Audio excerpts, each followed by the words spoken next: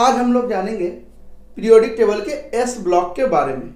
ठीक है, तो पीरियोडिक टेबल में 4 ब्लॉक होते हैं, S block, D block, P block और एफ ब्लॉक। ठीक है, एस ब्लॉक। ठीक है, पीरियोडिक टेबल के वर्ग 1 और 2 को एस ब्लॉक कहा जाता है। पीरियोडिक टेबल के वर्ग 1 और 2 को एस ब्लॉक कहा जाता है। पीरियोडिक टेबल के एस ब्लॉक में कुल 13 तत्व हैं। कौन कौन है? हाइड्रोजन है, लिथियम है, सोडियम है, पोटेशियम है, रुबिडियम है, सीजियम है और फ्रांसीसियम है। उसके बाद बेरिलियम है, मैग्नीशियम है, कैल्शियम है, स्ट्रोंशियम है, बेरियम है, रेडियम है। ठीक है, ये 13 तत्व हैं। पीरियोडिक टेबल के एस ब्लॉक में कुल 13 तत्व हैं। अब इन तत्वों को हम कैसे याद रखें? तो एक ट्रिक है, उस ट्रिक से हम लोग याद रख सकते हैं। हे ली ना के रब से फरियाद, हे ली ना के रब से फरियाद। हे हाइड्रोजन, ली लिथियम, ना सोडियम, के पोटेशियम, रब रुबिडियम, से सीजियम, फरियाद फ्रांसीसियम। ठीक है, उसी तरह वर्ग 2 में, एस ब्लॉक के वर्ग 2 में जो तत्व है, 6 तत्व हैं, इनको हम लोग कैसे याद रखेंगे? तो ट्रिक से याद रख सकते हैं। बेटा मांगे कार स्कूटर बाप राजी, बेटा मांगे कार स्कूटर बाप राजी। ठीक है, बेटा बेरिलियम, मांगे magnesium, car calcium, scooter strontium, बाप तो बेरियम, राजी रेडियम। ठीक है, तो बेटा मांगे कार स्कूटर बाप राजी, बेटा बेरिलियम, मांगे magnesium, car calcium, scooter strontium, बाप बेरियम और राजी रेडियम। ठीक है, तो बेटा मांगे कार स्कूटर बाप राजी याद रख सकते हैं। तो पहले वर्ग को कैसे याद रखेंगे? तो हे ली ना के रब से फरियाद। दूसरा कैसे याद रखेंगे? बेटा मांगे कार स्कूटर बाप राजी। ठीक है, तो ये 13 तत्व याद हो गए हैं। ठीक है, और एक ट्रिक नंबर याद रखिएगा, मैजिक नंबर 1 3 11 19 37 55 87। ठीक है, हम इसके एटॉमिक नंबर को भी कैसे याद रखेंगे? तो बहुत आसान है, एक ट्रिक नंबर याद रखेंगे, 1 3 11 19 37 55 87 याद रहेगा। 1 3 11 19 37 55 87 ये हाइड्रोजन का एटॉमिक नंबर है 1, लिथियम का एटॉमिक नंबर है 3, सोडियम का एटॉमिक नंबर है 11, पोटेशियम का एटॉमिक नंबर है 19, रुबिडियम का एटॉमिक नंबर है 37, सीजियम का एटॉमिक नंबर है 55 और फ्रांसीसियम का एटॉमिक नंबर है 87। तो इन सभी का एटॉमिक नंबर कैसे याद रखेंगे? अगर इसका याद रखेंगे तो इसका याद हो जाएगा। ठीक है, तो कैसे याद रखेंगे? एक ट्रिक नंबर है 1 3 11 19 37 55 87, 1 3 11 19 37 55 87, 1 3 11 19 37 55 87। ठीक है, बहुत आसान है, 1 3 11 19 37 55 87। एक हाइड्रोजन का एटॉमिक नंबर क्या है? 1 है, lithium 3, sodium 11, potassium 19, rubidium 37, caesium 55 और फ्रांसीसियम 87। ठीक है, याद हो गया, 1 3 11 19 37 55 87। ठीक है, हाइड्रोजन का 1 है, उसके बाद में कोई तत्व नहीं है। ठीक है, लिथियम का 3 है, उसके बाद में बेरिलियम, बाप मांगे कार स्कूटर बेटा राजी। ठीक है, नहीं, बेटा मांगे कार स्कूटर बाप राजी। ठीक है, एकदम याद रखेंगे। लिथियम का अगर 3 है तो बेरिलियम का 4 होगा, सोडियम का अगर 11 है तो मैग्नीशियम का 12 होगा, उसी तरह पोटेशियम का 19 है तो कैल्शियम का 20 होगा, उसी तरह रुबिडियम का अगर 37 है तो स्ट्रोंशियम का 38 होगा, सीजियम का अगर 55 है तो बेरियम का कितना 56 होगा और फ्रांसीसियम का 87 है तो रेडियम का 88 होगा। ठीक है। अब हम लोग कैसे जानेंगे कि ये जो 13 तत्व है ये एस ब्लॉक के तत्व है? हमें कैसे पता चलेगा कि लिथियम एस ब्लॉक का तत्व है, मैग्नीशियम एस ब्लॉक का तत्व है, पोटेशियम एस ब्लॉक का तत्व है? ये कैसे पता चलेगा? तो इन तत्वों का जब हम इलेक्ट्रॉनिक विन्यास निकालते हैं तो हमेशा लास्ट में S1 आता है, लास्ट में S1 या S2 आएगा। ठीक है, चलिए हम हाइड्रोजन का इलेक्ट्रॉनिक विन्यास निकालते हैं। आप हाइड्रोजन का इलेक्ट्रॉनिक विन्यास निकालिएगा 1s1 आएगा। उसी तरह लिथियम का इलेक्ट्रॉनिक विन्यास निकालिएगा तो 1s2 2s1 आएगा। उसी तरह सोडियम का इलेक्ट्रॉनिक विन्यास निकालिएगा तो 1s2 2s2 2p6 3s1 आएगा। ठीक है, तो आप इसमें देख रहे हैं कि सभी के अंत में S1 है। ठीक है, S1 इन सभी को जब निकालिएगा तो S1 आएगा लास्ट में। तो पता चल जाएगा वहां से कि ये जो है S1 S ब्लॉक के वर्ग 1 का तत्व है। S1 आने से समझ जाएंगे कि ये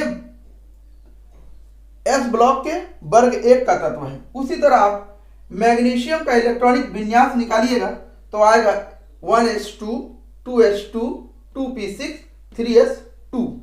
अब इसमें देखिए आया है S2, तो S2 से हमें पता चलता है कि ये मैग्नीशियम जो है S ब्लॉक के वर्ग 2 का तत्व है। मैग्नीशियम किस वर्ग के तत्व है? तो S ब्लॉक के वर्ग 2 का तत्व है। इससे हम आसानी से पता लगा सकते हैं कि ये किस ब्लॉक के तत्व है, इलेक्ट्रॉनिक विन्यास को निकाल करके। ठीक है, आगे S ब्लॉक के तत्व, तो वे तत्व जिनमें अंतिम इलेक्ट्रॉन S उपकोष में जाता है, अंतिम इलेक्ट्रॉन S उपकोष में जाता है। ठीक है, S ब्लॉक के तत्व कहलाते हैं। S ब्लॉक के तत्व वे तत्व जिनमें अंतिम इलेक्ट्रॉन S उपकोष में जाता है उसे S ब्लॉक के तत्व कहते हैं। ये तत्व आवर्त सारणी के पहले व दूसरे वर्ग में आते हैं। ये जो तत्व है आवर्त सारणी के पहले व दूसरे वर्ग में आते हैं। पहले वर्ग के तत्वों को क्षारीय धातु कहते हैं। पहले वर्ग के जो तत्व है क्षारीय होते हैं। पहले वर्ग के तत्वों को क्षारीय धातु कहते हैं तथा इनका वाह्यतम इलेक्ट्रॉनिक विन्यास NS1 होता है। इनका वाह्यतम इलेक्ट्रॉनिक विन्यास NS1 होता है। ठीक है, आप देख लीजिए 1s1 2s1 3s1 ये इस तरह का होता है। S ब्लॉक के दूसरे समूह में S ब्लॉक के दूसरे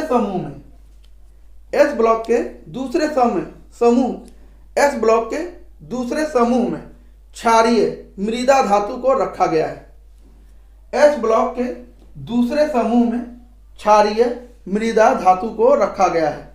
ठीक है, S ब्लॉक के दूसरे समूह में क्षारीय मृदा धातु को रखा गया है और S ब्लॉक के पहले समूह में क्षारीय धातु को रखा गया है। S ब्लॉक के सभी तत्व क्षारीय होते हैं, हल्के होते हैं, रुई के समान मुलायम होते हैं और बहुत ही क्रियाशील होते हैं और अशुद्ध रूप से पाए जाते हैं। जब क्रिया करेगा ना तो कभी भी शुद्ध रूप से नहीं मिलेगा, किसी न किसी से जाकर सट्टल मिलेगा।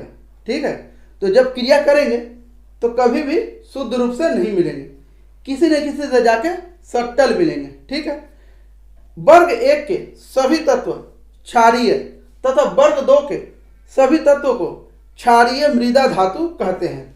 ठीक है, इस ब्लॉक में हाइड्रोजन सबसे हल्का गैस है और हाइड्रोजन को छोड़कर सभी क्या है? धातु हैं। ठीक है, लिथियम सबसे हल्का धातु होता है। लिथियम क्या है? सबसे हल्का धातु होता है। ठीक है, पोटेशियम सबसे क्रियाशील धातु है। पोटेशियम क्या है? सबसे क्रियाशील धातु है। ठीक है, फ्रांसीसियम में सबसे कम इलेक्ट्रोनिगेटिविटी का चार्ज होता है। फ्रेंसियम में सबसे कम इलेक्ट्रोनिगेटिविटी का चार्ज होता है। एस ब्लॉक का पहला जो तत्व है वो है हाइड्रोजन। एस ब्लॉक में 13 तत्व हैं, इसमें हाइड्रोजन को छोड़कर सभी क्या है, धातु है। एस ब्लॉक में जो 13 तत्व हैं उनमें सिर्फ हाइड्रोजन को छोड़कर सभी धातु हैं। हाइड्रोजन गैस है, सबसे हल्का गैस हाइड्रोजन होता है। हाइड्रोजन सबसे हल्का गैस होता है और सबसे हल्का निष्क्रिय गैस हीलियम होता है। सबसे हल्का निष्क्रिय गैस हीलियम और सबसे हल्का गैस हाइड्रोजन। ठीक है, तो हाइड्रोजन सबसे हल्का गैस है। हाइड्रोजन यह एक रंगहीन, गंधहीन, स्वादहीन और अत्यंत ज्वलनशील तत्व है। हाइड्रोजन कैसा तत्व है? रंगहीन है, गंधहीन है, स्वादहीन है और अत्यंत ज्वलनशील तत्व है। सूर्य एक हाइड्रोजन का गोला है। सूर्य में हाइड्रोजन जलकर हीलियम में कन्वर्ट हो रहा है और इस प्रोसेस में हमें ऊष्मा मिलती है और प्रकाश मिलती है। ठीक है, तो हाइड्रोजन क्या है? एक अत्यंत ज्वलनशील पदार्थ है। हाइड्रोजन और ऑक्सीजन को एक साथ क्रिया कराने पर बायो प्रोडक्ट के रूप में हम लोगों को जल प्राप्त होता है। हाइड्रोजन के बाद आता है लिथियम। तो लिथियम एक रासायनिक तत्व है। साधारण परिस्थितियों में यह प्रकृति की सबसे हल्की ठोस पदार्थ है। रासायनिक दृष्टि से यह क्षार धातु समूह का सदस्य है। लिथियम एक रासायनिक तत्व है। लिथियम क्या है? एक रासायनिक तत्व है। यह एक नरम तथा चांदी के समान सफेद धातु है। मानक परिस्थितियों में यह सबसे हल्की धातु और सबसे हल्की ठोस तत्व है। यह क्षारीय एवं एक दुर्लभ धातु है। लिथियम क्या है? एक क्षारीय धातु है और बहुत ही दुर्लभ धातु है। ठीक है, उसके बाद आता है सोडियम। ठीक है, सोडियम यह चांदी के समान सफेद और मुलायम धातु है। इसे चाकू से आसानी से काटा जा सकता है। पानी से हल्का होने के कारण पानी में यह तैरता है। यह विद्युत का सुचालक है। सोडियम बहुत ही क्रियाशील होता है। इसे मिट्टी के तेल में रखा जाता है। ठीक है, अब आता है उसके बाद पोटेशियम। तो पोटेशियम एक अल्काली मेटल है। पोटेशियम सिल्वर की तरह चमकदार धातु है, चांदी की तरह चमकदार धातु है। पोटेशियम एक नर्म धातु है। इसे आसानी से चाकू से काटा जा सकता है। पोटेशियम पानी के संपर्क में आते ही ब्लास्ट कर जाता है। जलने पर पोटेशियम को जलाने पर यह हल्का बैंगनी रंग का लौ उत्पन्न करता है। ठीक है, पोटेशियम पानी के संपर्क में आते ही विस्फोट कर जाता है, ब्लास्ट कर जाता है। उसके बाद आता है रुबिडियम। रुबिडियम चीनी के समान सफेद धातु है। ठीक है, उसके बाद आता है सीजियम। सीजियम अत्यंत नर्म धातु है। सीजियम अत्यंत ही नर्म धातु है। यह इतना नर्म होता है कि इसे चाकू से आसानी से काटा जा सकता है। सीजियम का उपयोग परमाणु घड़ी में होता है, सैटेलाइट में होता है। सीजियम का उपयोग कहाँ होता है? परमाणु घड़ी में। ठीक है, जो एक्यूरेट टाइम देता है, एकदम एग्जैक्ट टाइम देता है।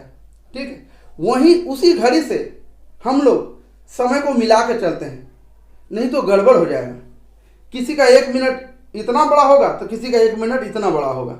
ठीक है, किसी का 1 मिनट 60 सेकंड का होगा तो किसी का 1 मिनट 72 सेकंड का होगा, तो गड़बड़ हो जाएगा। तो हम लोग सीजियम घड़ी से टाइम को मिला के चलते हैं। ठीक है, तो सीजियम का उपयोग परमाणु घड़ी में होता है। सीजियम का उपयोग कहाँ होता है? परमाणु घड़ी में होता है, सैटेलाइट में होता है। ठीक है, जो एक्यूरेट टाइम देता है। ठीक है, सीजियम के बाद आता है फ्रेंसियम। फ्रेंसियम एक एल्काली मेटल है। फ्रेंसियम क्या है? एक एल्काली मेटल है। फ्रेंसियम पृथ्वी पर पाए जाने वाला दुर्लभ तत्व है। फ्रेंसियम पृथ्वी पर पाए जाने वाला दुर्लभ तत्व है। फ्रेंसियम एक रेडियो एक्टिव तत्व है। रेडियो एक्टिविटी होने के कारण अत्यंत विषैला होता है। फ्रेंसियम क्या है? एक रेडियो एक्टिव तत्व है और रेडियो एक्टिविटी होने के कारण यह अत्यंत विषैला होता है। फ्रेंसियम सभी ज्ञात तत्वों में से सबसे कम विद्युत ऋणात्मक होता है।